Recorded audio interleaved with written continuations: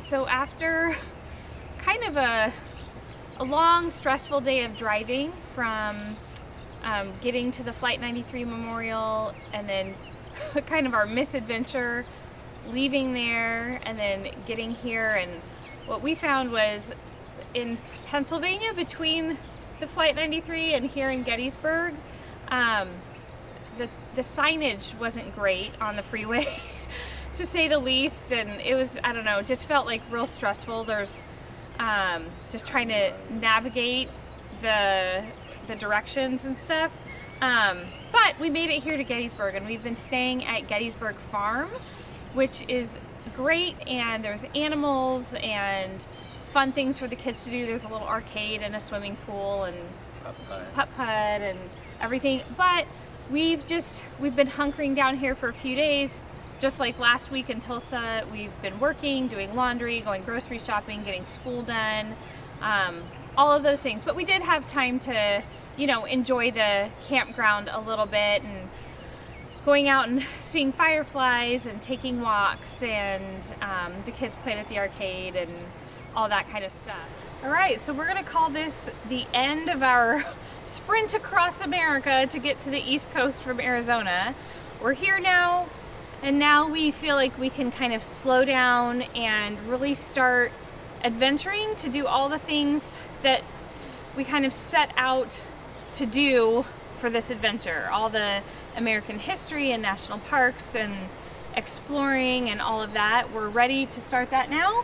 And first up is going to Gettysburg National Military Battlefield. So that's where we're gonna head today.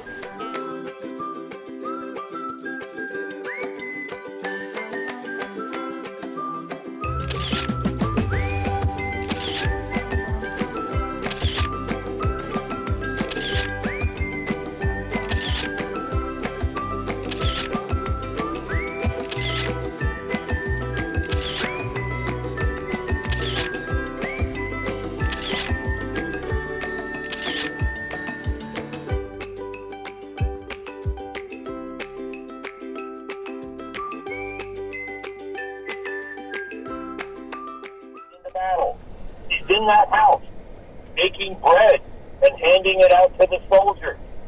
The Northern Army is behind her on Cemetery Hill. The Southern Army has occupied the rest of the town. And these two armies are shooting at each other. Nobody's aiming at her, but a stray bullet will go through the door of that house and strike her with enough force to kill her. She's only 20 years old, and she's the lone civilian who's accidentally killed during the course of this battle. But this would be a school for young ladies such as yourself. And school is in session on July 1st, 1863, the first day of the battle. And the students would have come out onto the porches, and you would have waved and cheered, and the Northern Army is going to march right past you to go out and do battle here on the morning of July 1st. And in the afternoon, the view is a little different, because the Union Army is defeated, and now those men are running off the fields. They marched out in perfect order, and now they're running like mad, running for their lives. So Miss Sheeds is going to gather her students and get them down into the cellar of this house for their protection. Now look up here at the peak of the roof. There's a window, and next to the window there's a dark object in the wall. Oh yeah. Left of the window. Dark round object. That represents an artillery shell that goes through that house on July 1st. Oh my goodness. So during the course of this battle, Miss Sheeds wisely gets the students down into the basement. So they're protected when that shell goes through there. So Oliver Howard and I'll command of the field, and I'm glad you got up, because take a look at this guy's sleeve. You see his sleeve? Is it torn? Is he missing his hand? It's empty. Okay. He loses his arm in 1862. But he still wants to serve his country. So Oliver Howard is now in command of the field for the Union Army. And he's standing on Cemetery Hill. And he looks out here at Oak Hill and he says, wow, this would be a great place to put my men. because I already have soldiers in front of me. How do I know I do that? I saw their monuments. Right. So there are soldiers lined up here on these fields, and I can make this line longer if my men come through the town and occupy this hill. So he tells his men to do that, and they march through the streets of the town, and they clear the buildings of the college campus, and they look up on this hill, and there's 8,000 Confederates on top of the hill. So marching down from the north, the Confederates win the race to the best ground on the first day's battlefield. Doesn't look good for the guys in blue today. Right. Now these men are commanded by this man, Richard Ewell. Notice a gray uniform, Southern officer. Now he went through West Point, so he's a West Point trained officer. Now he serves the South. If this were a full-length portrait of Richard Ewell, you notice something different about his left leg. What? Just like my head. He loses his leg. Isn't that enough? Can I go home now? He's still fighting. Not Richard Ewell. He wants to serve his country. But I have to help him up onto his horse. And once he's on his horse, I have to tie him to the saddle. Because my you don't gosh. have your center of balance without Right. that leg. Oh my gosh. So a one-armed general or one-armed major general. One-legged guy. Yeah. Little steps. They start coming this way, okay? This does not look good for us, Dominic. No, What are we going to goodness have to does do? not. We're going to have We're to gonna have to take run out away. of here. We're going to have to run away. And this is what happens out here in front of us on the afternoon of July 1st. There are more Confederates than Union soldiers. They have better positions, okay? We have to choose between which set of guys do we shoot at. Because we can't shoot at both of you without dividing our forces. And between the hours of about 2 and 4 o'clock in the afternoon on July 1st, this is just what's going to happen. And the Confederates are going to sweep the fields in front of us, drive the Union Army away from here, down through the streets of the town, and back up onto Cemetery Hill on the other side of town. And there's North Carolina soldiers, Southerners attacking from the right, and there's just too many of them, so all of these men are going to have to fall back to our left, through the buildings of the college campus and the streets of the town, and back up onto Cemetery Hill in the distance. On the map, that's the hook-shaped line on the lower half of the map. That's where the Union Army is going to be after they're pushed out of these positions on July 1st. Now, I've already begun to put my wounded Union soldiers in this building. And then by the end of the afternoon, the Southerners are going to sweep over this ground, and they're going to occupy it. Now, remember I showed you a picture of a cavalry officer named Buford? Yep. Yeah. Okay. John Buford is going to be up in that cupola. Oh. From that elevation, he's going to be looking to the west to watch the Confederates approaching from the west. Right. Now, the view is much better. There's many fewer trees out there then than there are today.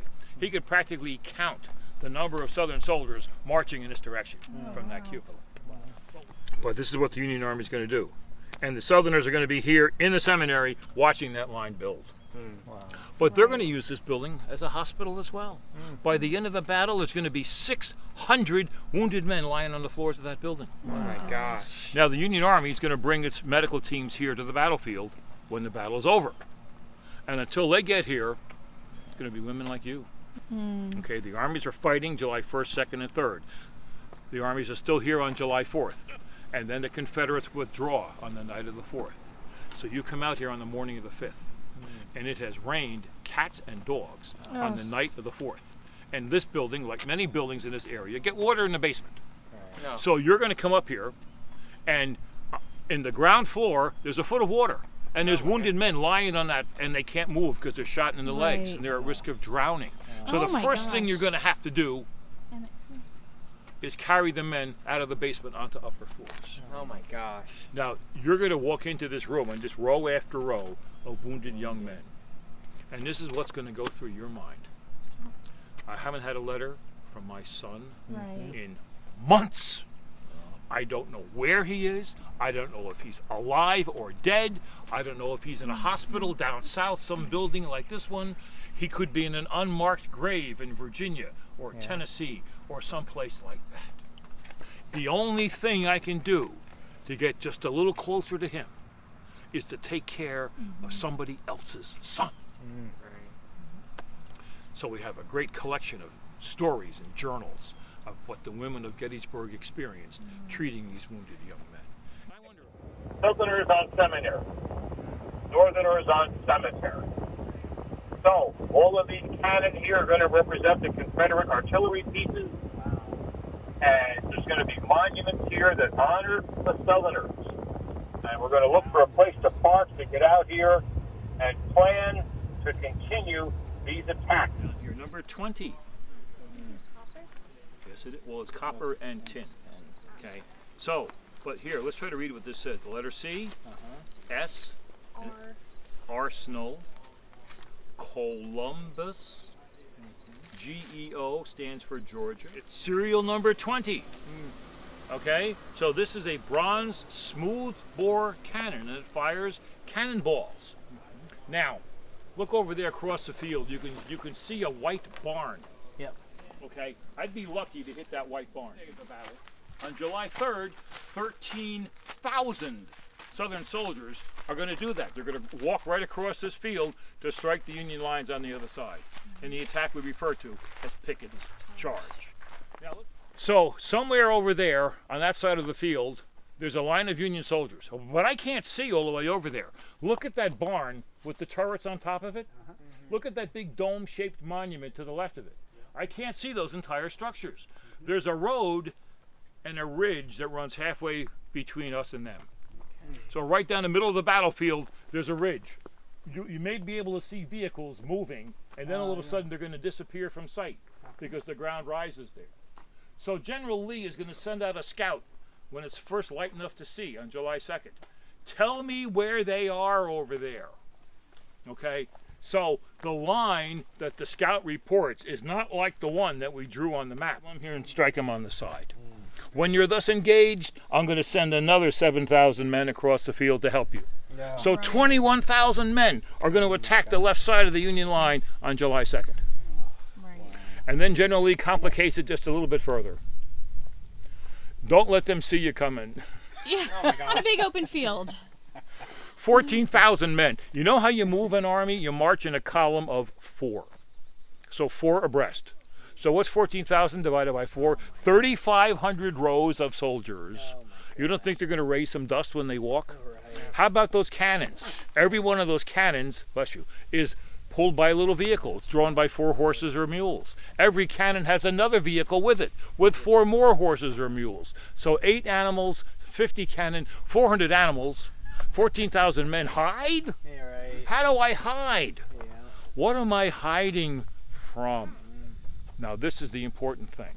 Look out here to the right. There's 2 hills over there. There's a tall hill on the right covered with trees. There's a hill to the left of it where it's actually clear all the way down to the ground. Now if you squint and look at that hill that's clear, you can see monuments on it. The Union Army has occupied that hill, and they have a signal station. So these men stopped the Confederates from getting up this hill.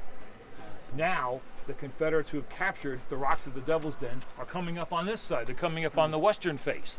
These guys down here, they're facing in this direction. So now there's a threat coming on their right. So now we need some more men to defend this hill. And somebody else is going to come up here and defend this. Cross that mile of open space and attack him, or do we let him come across the field and attack us? They come across, you let them come across. What do I know about that guy over there? Yeah, he's unbeaten, but he's aggressive. Right. He is always going to attack. He's not a maneuverer. Right. He's a fighter. Right. And he's going to come across that field. I know it. And I'll sit here and be ready for him. I'll fill this ridge with my men and my artillery. And I'll give him some welcome. Because I know he's coming across this field. Right. Now, the third question sounds harder. What if he doesn't? What do we do if he doesn't? And now there's some hemming and hawing in this little farmhouse. And this is the consensus that's reached in the room, that if Lee doesn't attack us on the 3rd, then we'll go out after him on the 4th. Right. These guys have been laying here all day. They're Irish immigrants from Philadelphia, 69th Pennsylvania, 72nd Pennsylvania, 71st Pennsylvania. They've been laying here helpless in an artillery duel. I got nothing to shoot at. Finally, there's somebody within my range. Right. So now they're getting hit by rifle fire. And Lewis Armistead will lead about 300 men up and over this stone wall, in and among these now silent artillery pieces. Lieutenant Cushing, he's down to one working piece and one shell left, and he opens his mouth to deliver an order to fire that last shell, and a Confederate bullet enters his mouth. And that's the third wound, and that's the fatal one. Man. 22 years old. On July 3rd, 13,000 men step out of that distant tree line, and 6,500 men get back to it.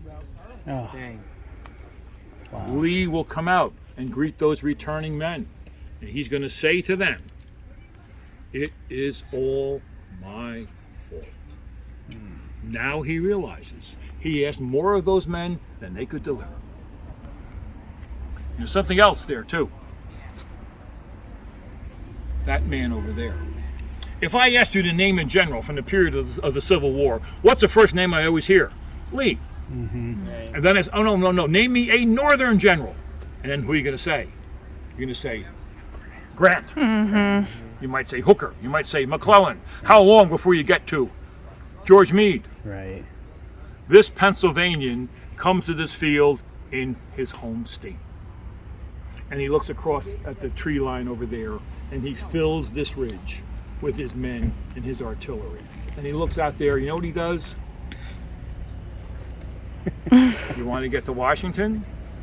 You got to get through me first. And Lee, unbeaten on the field of battle, takes the bait, comes across this field. I mean, we could figure out you shouldn't do that. Later on, a Southerner will write, "We gained nothing but glory and lost our bravest men." So the attack we refer to as Pickett's charge is defeated with a 50% casualty rate. Oh.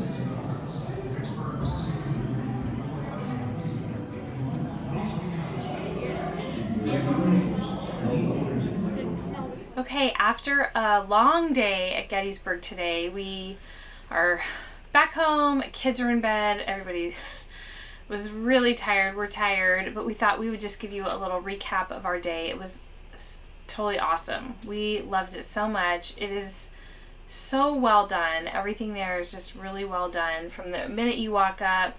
And then we had bought tickets ahead of time for the film. There's like a 20-minute film when it's probably one of the first things you would want to do. And it's like 20 minutes. The History Channel, I think, produced it, and it's narrated by Morgan Freeman. Of course, it's awesome as a narrator. He narrates everything, and then it always sounds really cool. But man, it just kind of set the tone for the day, brought sort of the background of the Civil War, like what led to the Civil War. It just really brought that part to life, right? Yeah, like kind of told the story, not just of Gettysburg, but of how the entire Civil War, who was involved, how it got started, that whole thing. And if you thought history was boring, like in high school or whatever, this was fascinating. Yeah, it was so good. Yeah. And then when that was over, we went and saw what's called the Cyclorama, which is basically one of the coolest things we've ever seen. It is a huge 42 foot tall by 350 some foot long. It's huge. It's an oil painting that a French artist painted, I think in the 1880s. I'm forgetting the date now. It's like IMAX for the 1880s. Oh my gosh. Enormous. So it's painted of Pickett's charge, which was like the final battle of the Battle of Gettysburg, the final kind of last-ditch effort of the Confederates. Anyway, and it depicts that with narration and then special lights lighting, and special effects and sounds, and kind of where as they're telling the story of the charge, it'll like light up the part of the painting that shows that, and then there's sound effects, and it was just amazing. And so we were able to kind of prepare for the day that way. Now, I had read a blog post somewhere as I was like doing research on Gettysburg with kids and all this stuff that talked about doing those two things and then doing your battlefield tour before you do the museum, so that by the time you get to the museum, all the stuff in the museum makes sense and you can just get more out of it. And that was really good advice, and I'm going to just suggest that to everyone. It was really good advice. So after we were done with the film and the cyclorama, we had actually ahead of time, I think you're supposed to do it like 3 days in advance, but we had got tickets to do a guided tour, and there's a couple different ways you can do them. You can do like a bus tour where, you're with a group of people on a bus, or you can do your own car audio tour where you're just in your own car driving around and can stop at different points and get out, and then you're hearing the narration along the way. Or you can do what we did, which was you have an individual guide for your group, for your family, or whatever. But in our case, he was in his car, we were following behind him in our car, we called his cell phone from our phone and then Bluetoothed it into our car speakers. So basically and then we just followed him, and he narrated everything and gave us a tour, and and we still stopped though. So we're going around the whole thing. He's telling us stories as we're driving, like, oh, look on your right and this and this. And then he would just say, okay, hey, let's pull over right here. And then we would pull over and get out and then spend, depending on the spot, 20-30 minutes out at one of the locations. My favorite part about that was he would take us to all these different locations, and then he would say, okay, this is day one. And he would sort of set it up as if you were on the battlefield looking out, and he would explain with the various topographies, like where the other armies were and what they could see and what they couldn't, and just did an excellent job of setting up not only the battlefield itself, but sort of the psychology of who was leading where they had come from and who was, what states were involved in that particular, skirmish or whatever.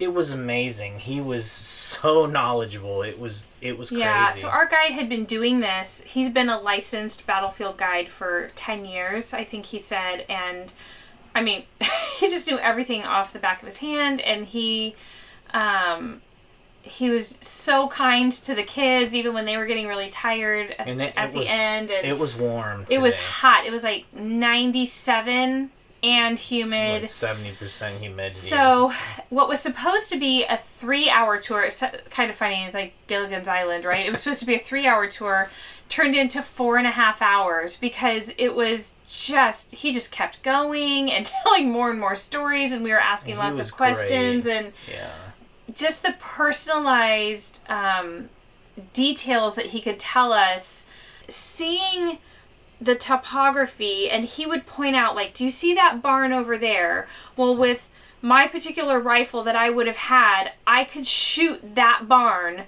way over there. And guess what? That barn was actually there. Like, that was a real barn that was there in 1863. And this house over here wasn't here, but that house was. And but sort of seeing the topography and being able to stand back and see the big picture, and you can see, okay, this is what they would have been able to see from their line of sight, and here's a little rock wall, and they would have had to hide behind this rock wall, but see the top of that water tower over there, well, that's where that particular army was, and do you see how they can see here but they can't see over there? And so seeing the lay of the land Yeah, really. Really made all of it make sense, and now I feel like I have such a good sense, and the kids have a really good sense of how it happened. And what happened on each day and in each time and who was involved. In fact, our younger two were doing their Junior Ranger booklet. When we got home, they actually just kind of gave it to us to take home and do.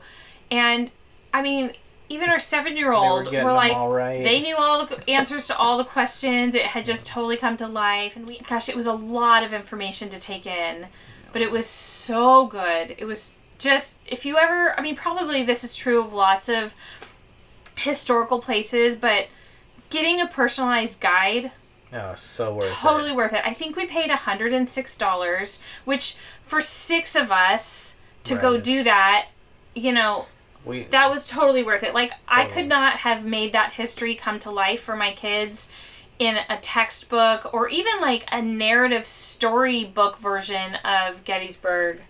Well, and that more was so when than we had doing that. When we first started talking about doing this whole trip, I think this sort of experience and this sort of day was what we both had in mind. Yeah. Just where history sort of comes to life, and it's so much more real when you can see the things that they wore, and you can see the guns that they had and the land that they had to deal with. And walk on the land that they walked on. Right. And because our tour went a little bit longer than expected, we did not get as much time in the museum as we probably would have spent there. I mean, we spent, probably like an hour and 20 minutes, maybe. We could have spent 3 or 4 hours in the museum. Easily. But because we had done the tour first, we were able to like skim through it and totally know what all of the things were and who they were from and who the people were, and everything just made sense, and it was really great. So it was a long day. We're tired. We're actually staying at a super cool harvest host that is an alpaca farm tonight. With and just the greatest host. Sweetest people. We got here after the end of the day, and she took us out into the field, let us pet the alpacas, and showed us her fleeces, and gave the kids some of her like scrap fleece that she's not going to use, and she turns it into yarn, and she knits sweaters and socks and scarves and beanies, and makes all kinds of things with her yarn, and she's got chickens, and it's just a beautiful property, the sweetest people. So that's where we're staying tonight. And then tomorrow we're going to go back to Gettysburg because we didn't get a chance to do the cemetery, which we really want to do. And we're also, I think, going to go tour sort of a period home. Long day, we're tired, we're going to go to bed, and then we're going to do a little bit more in Gettysburg tomorrow before we head out.